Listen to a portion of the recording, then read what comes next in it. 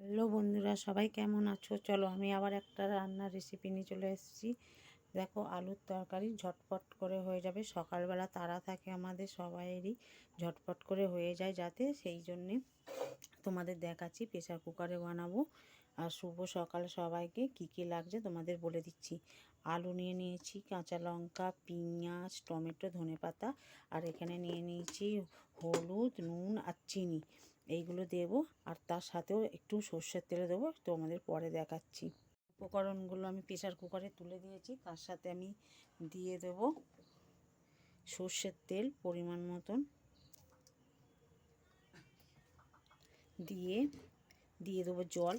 অল্প করে জল দেবে, এতে বেশি দিতে লাগে না।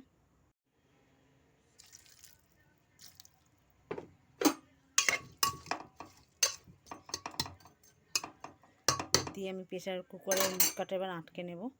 আমি গ্যাসের উপর বসিয়ে দিয়েছি। আমি এটা 3টে সিটি দিয়ে নেব।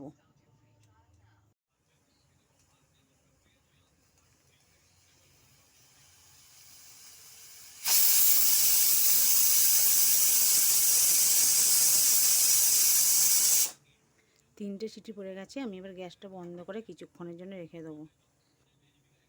হয়ে গেছে, আমি নামিয়ে নিয়েছি। প্রেসার কুকার ঢাকনাটা খুলে নিয়েছি। এবার লঙ্কার একটু আলুটাকে ঢেলে নিয়ে দেখব একটু ভালোভাবে হয়েছে কিনা। একবার প্রেসার কুকারটা গ্যাসের উপর বসিয়ে দিয়েছি, একটু ফুটবে, তারপর আমি নামিয়ে নেবো। আলু, টমেটোগুলো একটুখানি ম্যাশ করে নিয়েছি। নিয়ে একটুখানি ফুটবে টকবক করে, তারপর তোমরা যে যেমন ঝোল খাও সেই হিসাবে নামিয়ে নেবে। আর একটা কথা তো বলতে ভুলেই গেছি তোমাদের, নুন মিষ্টিটা একটু দেখে নেবে কেমন হয়েছে নুন মিষ্টিটা।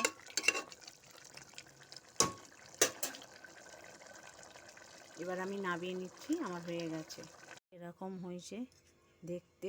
আমার তো খুব ভালো লাগে খেতে। তোমরা অতি অবশ্যই একবার বানিয়ে দেখো, খেয়ে আর বলো কেমন হয়েছে।